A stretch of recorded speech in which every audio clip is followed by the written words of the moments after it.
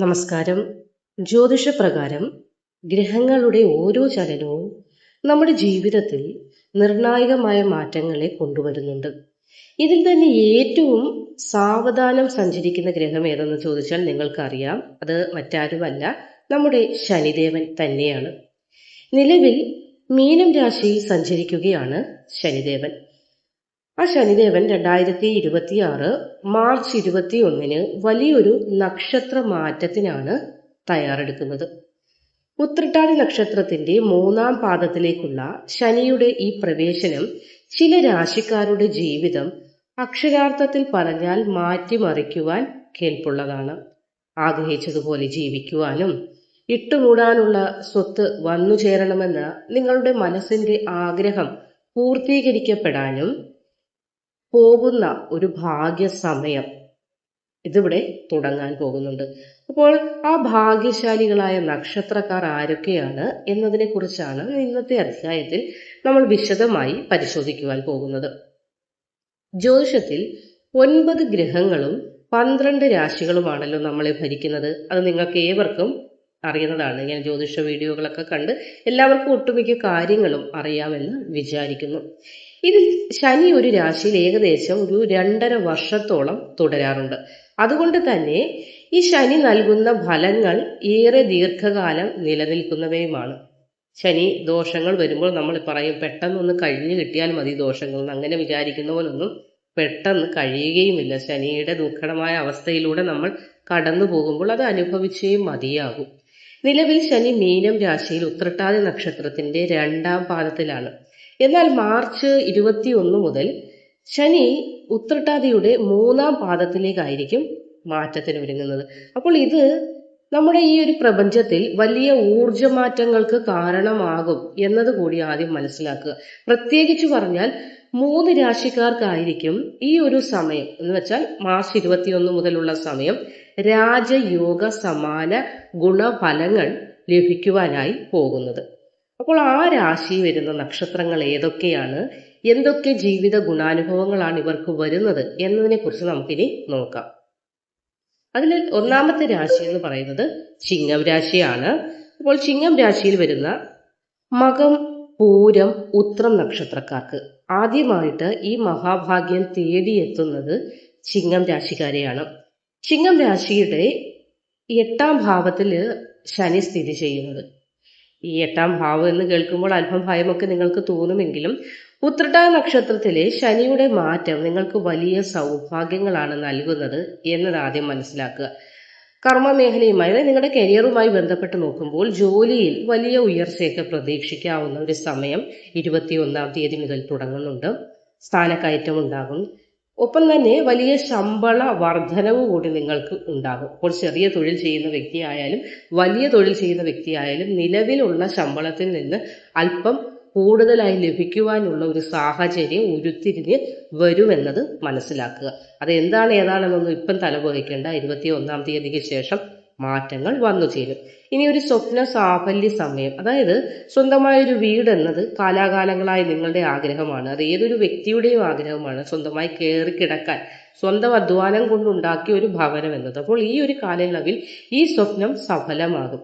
ഒറ്റ നിമിഷം കൊണ്ട് വീട് വെക്കാൻ പറ്റുമോ എന്നതല്ല, അതിനുള്ളതായ തടസ്സങ്ങൾ മാറി നിങ്ങൾക്ക് വഴി തെളിഞ്ഞ് നിങ്ങളുടെ കയ്യിലേക്ക് എത്തിച്ചേരുമെന്നത്. വെറുമൊരു വീടല്ല, ആഡംബരപൂർണമായ ഒരു ജീവിതം അല്ലെങ്കിൽ ഒരു വീട് തന്നെ നിങ്ങൾക്ക് ലഭിക്കാനുള്ള സമയം കൂടിയാണ്. അറിയാമല്ലോ, ശനിദേവൻ നമ്മളെ ഒന്ന് പിടിച്ചു നിർത്തണം, അതായത് നമ്മുടെ ഭാഗ്യത്തെ തടസ്സപ്പെടുത്തണമെന്ന് വിചാരിച്ചാൽ അങ്ങേയറ്റം നമുക്ക് ജീവിത ദുരിതങ്ങൾ വിതയ്ക്കും. പക്ഷേ നമ്മളെ കൈ പിടിച്ചുയർത്താൻ അദ്ദേഹം ശ്രമിച്ചാൽ ഏറ്റവും ടോപ്പിൽ കൊണ്ടുചെന്ന് നമ്മളെ നിർത്തുകയും ചെയ്യും. അതാണ് ശനിദേവന്റെ ഒരു പ്രത്യേകത എന്ന് പറയാനുള്ളത്. ഇനി സമ്പത്തിന്റെ കാര്യത്തിലേക്ക് വന്നാൽ, ബിസിനസ്സിൽ ഏർപ്പെട്ടിരിക്കുന്ന ആളുകൾക്കാണെങ്കിൽ അപ്രതീക്ഷിത ലാഭമൊക്കെ കൊയ്യാൻ സാധിക്കുന്ന സമയമാണ്. നിലവിൽ ബിസിനസ് അല്പം ഡള്ളായി പോവുകയാണെങ്കിലും 21-ാം തീയതിക്ക് ശേഷം മാറ്റങ്ങൾ വരുമെന്ന് സാരം. ഇനി ഈ 2-ാമത്തെ രാശിയായിട്ട് മേടം രാശിയാണ്. അതായത് അശ്വതി, ഭരണി, കാർത്തിക വരുന്ന മേടം രാശിക്കാർക്ക് വൻ നേട്ടങ്ങളാണ് വരുന്നത്. ശനി ഇപ്പോൾ മേടം രാശിയുടെ 12-ാം ഭാവത്തിലാണ് നിൽക്കുന്നത്. അപ്പോൾ ഇത്രയും കാലം അനുഭവിച്ച കഷ്ടപ്പാടുകളുടെ അറുതി വരുന്ന സമയം കൂടിയാണ് 21-ാം തീയതി മുതൽ തുടങ്ങുന്നത്. ധനലാഭം എന്ന് പറയുമ്പോൾ പല വഴികളിലൂടെ പണം കൈകളിലേക്ക് എത്തിച്ചേരും. അപ്പോൾ ലോട്ടറി ഇവിടെ നമുക്ക് ചിന്തിക്കേണ്ടതായിട്ടുണ്ട്. ഒരു ലോട്ടറി എടുത്താൽ മതി, ഒരുപാടൊന്നും എടുക്കേണ്ട, ഭാഗ്യസമയമാകയാൽ തന്നെ ആ ഒരു ലോട്ടറിയിൽ നിന്ന് തന്നെ നമുക്ക് ധനം ധാരാളം വന്നു ചേരും. അടഞ്ഞുപോയ വരുമാന സ്രോതസ്സുകൾ പോലും തുറക്കപ്പെടുമെന്ന നിലവിൽ ഒരു ജോലി ചെയ്തുകൊണ്ടിരുന്ന ജോലിയിൽ നിന്ന് ഒരു കാരണവുമില്ലാതെ നിങ്ങളെ പിരിച്ചുവിട്ടാൽ പോലും 21-ാം തീയതിക്ക് ശേഷമുള്ള സമയം കാരണങ്ങൾ, നിങ്ങൾ അതുവരെ ചെയ്ത പല ഗുണകരമായ കാര്യങ്ങളും ഓർത്തുകൊണ്ട് ആ വ്യക്തി തന്നെ നിങ്ങൾക്ക് വീണ്ടും നിങ്ങളെ ജോലിയിലേക്ക് തിരിച്ചു വിളിക്കാൻ വരെയുള്ള സാധ്യത കാണുന്നു. ചിലപ്പോൾ ഒരു വ്യക്തിയായിരിക്കാം, അല്ലെങ്കിൽ ഒരു കൂട്ടം വ്യക്തികളാകാം, ചിലപ്പോൾ വലിയൊരു കമ്പനി തന്നെ ആയിരിക്കാം. ഇനി ആരോഗ്യപരമായി നോക്കുമ്പോഴും ദീർഘനാളായി അലട്ടിയിരുന്ന ആരോഗ്യ പ്രശ്നങ്ങളിൽ നിന്ന് വലിയൊരു ആശ്വാസം ഉണ്ടാകുന്ന സമയം.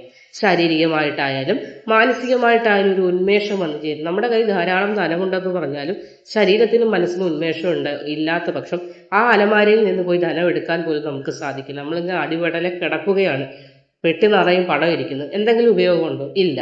അപ്പോൾ എല്ലാം ഒരുപോലെ തന്നെ വേണം. ധനം വേണം, ആരോഗ്യം വേണം. ആ ധനത്തെ ആരോഗ്യപരമായി വിനിയോഗിക്കുവാനുള്ള ഒരു മനസ്സും വേണം, അതിനുള്ള പ്രാപ്തിയും വേണം. അപ്പോൾ ഇതെല്ലാം കൂടി ഒത്തിണങ്ങി വരുന്നു എന്നത് മനസ്സിലാക്കുക. ഇനി നിക്ഷേപത്തിന്റെ കാര്യത്തിലേക്ക് വരുമ്പോൾ പുതിയ ബിസിനസ്സുകളിലോ അതല്ലെങ്കിൽ ഷെയർ മാർക്കറ്റിലോ ഒക്കെ നിക്ഷേപിക്കാൻ ആഗ്രഹിക്കുന്നവരാണെങ്കിൽ അനുകൂലമായ സമയം 21-ാം തീയതിക്ക് ശേഷം നിങ്ങൾക്ക് സംജാതമാകുമെന്ന് മനസ്സിലാക്കുക. ഇനി മൂന്നാമത്തെ രാശി നമുക്ക് നോക്കാം, ധനുരാശിയാണ്. മൂലം, പൂരാടം, ഉത്രാടം നക്ഷത്രക്കാരാണ് ഈ ധനുരാശിയിൽ വരുന്നത്. അപ്പോൾ ഈ ഒരു പട്ടികയിലെ മൂന്നാമത്തെ ഏറ്റവും ഭാഗ്യശാലി രാശിക്കാർ കൂടിയാണ് ഈ ധനുരാശി എന്ന് പറയുന്നത്. ശനിയുടെ നക്ഷത്രമാറ്റം നൽകുന്നത് ഒരു സമാധാനവും ഐശ്വര്യപൂർണവുമായ ജീവിതമാണ്. അതിനപ്പുറം പിന്നെ എന്താണ് നമുക്ക് വേണ്ടത്? സമാധാനം ഉണ്ടെങ്കിൽ എല്ലാം ആയി. സമാധാനം എങ്ങനെയാണ് വരുന്നത്? ധനം വേണം, എല്ലാ കാര്യങ്ങളും ആഗ്രഹിച്ചതുപോലെ നടക്കുമ്പോഴേ സമാധാനവും ഉണ്ടാവുകയുള്ളൂ. അപ്പോൾ ആ ഒരു അവസ്ഥയിലേക്ക് നിങ്ങൾ എത്തിച്ചേരും എന്നത് മനസ്സിലാക്കുക. അപ്പോൾ കുടുംബവുമായി ബന്ധപ്പെട്ട് നോക്കുമ്പോൾ കുടുംബത്തിൽ നിലനിന്നിരുന്നതായ തർക്കങ്ങൾ, അല്ലെങ്കിൽ കുടുംബത്തിൽ സഹോദരന്മാരുമായിട്ടോ അല്ലെങ്കിൽ അമ്മയും അച്ഛനുമായിട്ടോ ആരുമാകട്ടെ അവരുമായി നിലനിന്നിരുന്ന തർക്കങ്ങളും അസ്വസ്ഥതകളും ഒക്കെ മാറി സ്നേഹബന്ധങ്ങൾ തിരിച്ചു വരികയും ബന്ധങ്ങൾ പഴയതിൽ കൂടുതൽ ദൃഢമാവുകയും ചെയ്യും. കൂടാതെ ബിസിനസ് രംഗത്ത് വലിയ വെല്ലുവിളികളൊക്കെ നേരിട്ടുകൊണ്ടിരിക്കുന്ന ആളുകളാണെങ്കിലും 21-ാം തീയതിക്ക് ശേഷം ഒരു സുവർണ കാലം തുടങ്ങും. തടസ്സങ്ങളൊക്കെ നീങ്ങി ലാഭം മെല്ലെ മെല്ലെ, ഒറ്റ നിമിഷം കൊണ്ടെല്ലാം നമ്മുടെ കയ്യിലേക്ക് എത്തുമെന്ന് വിചാരിക്കരുത്. മെല്ലെ മെല്ലെ ഇപ്പോൾ അനുഭവിച്ചുകൊണ്ടിരുന്ന പ്രയാസങ്ങളിൽ നിന്നൊരു മാറ്റം ഉണ്ടാകും. പതിയെ പോയാലല്ലേ ഏറ്റവും വലിയ വിജയങ്ങളിലേക്ക് എത്താൻ പറ്റും. ഒറ്റ സ്ട്രെച്ചിൽ ഓടാമെന്ന് വിചാരിച്ചാൽ കിതച്ച് വീഴ്ത്തേ ഉള്ളൂ. അതുകൊണ്ട് പതിയെ നടന്ന് നമ്മുടെ ഉദ്ദേശത്തിലേക്ക് നമ്മൾ എത്തിച്ചേരുക. അതാണ് ഒരു പൂർണ്ണ വിജയത്തിൻ്റെ ഒരു എന്താ പറയുക, പൂർണ്ണ വിജയം ലഭിക്കണമെങ്കിൽ നമ്മൾ ചെയ്യേണ്ട കാര്യം, ഒരു ചുവടുവയ്പ് എന്ന് വേണമെങ്കിൽ പറയാം. ഇനി സ്ഥലം മാറ്റം, അതായത് ജോലിയിൽ നിങ്ങൾ ആഗ്രഹിച്ചിരുന്ന സ്ഥലത്തേക്ക് ഒരു ട്രാൻസ്ഫറോ അല്ലെങ്കിൽ ഒരു മാറ്റമൊക്കെ വേണമെന്ന് ആഗ്രഹിക്കുന്ന ആളുകൾ ഉണ്ടാകും. ചിലപ്പോൾ ദൂരെ വീട്ടിൽ നിന്ന് അടുത്തേക്ക് ജോലി വരണം എന്നൊക്കെ ആഗ്രഹിക്കുന്ന ആളുകൾക്ക് അതിനൊക്കെയുള്ള ഒരു ഭാഗ്യസമയം കൂടിയാണ്. കരിയറിൽ നിങ്ങൾ ആഗ്രഹിച്ച ഉയരങ്ങൾ കീഴടക്കാൻ ശനിദേവന്റെ അനുഗ്രഹം തുണയായിട്ട് നിങ്ങൾക്ക് 21-ാം തീയതി മുതൽ പ്രതീക്ഷിക്കാവുന്നതാണ്. അപ്പോൾ ഇവിടെ ഈ പറഞ്ഞ 3 രാശിക്കാർക്കും ശനിയുടെ ഉത്രട്ടാ നക്ഷത്രമാറ്റം വലിയ അനുഗ്രഹം തന്നെയാണ് വന്നു ചേരാൻ പോകുന്നത്. എങ്കിലും ജ്യോതിഷം എന്നത് ഒരു സൂചനയാണ് എന്ന് നിങ്ങൾ ആദ്യം മനസ്സിലാക്കുക. നമ്മുടെ കർമ്മം, അതേപോലെ നമ്മുടെ അധ്വാനം, നമുക്ക് ആ ഒരു സമയത്തുള്ള ദൈവാധീനം, ഇതെല്ലാം കൂടി ഒത്തുചേരുമ്പോഴാണ് ഈ പറഞ്ഞ ജീവിത നിലവാരം പൂർണ്ണമായി വിജയം ലഭിക്കുന്നു അല്ലെങ്കിൽ വിജയത്തിലെത്തി എന്ന് നമുക്ക് പറയുവാൻ സാധിക്കുകയുള്ളൂ. അപ്പോൾ ഏവർക്കും മഹാലക്ഷ്മിയുടെ അനുഗ്രഹത്താൽ വരാനിരിക്കുന്ന ദിവസങ്ങൾ ഐശ്വര്യപൂർണ്ണമായി മാറട്ടെ എന്ന് പ്രാർത്ഥിക്കുന്നു. മറ്റൊരു പ്രധാന വീഡിയോയുമായി, മറ്റൊരു പ്രധാന അറിവുമായി വീണ്ടും കാണുന്നത് വരെ ഏവർക്കും നന്ദി, നമസ്കാരം.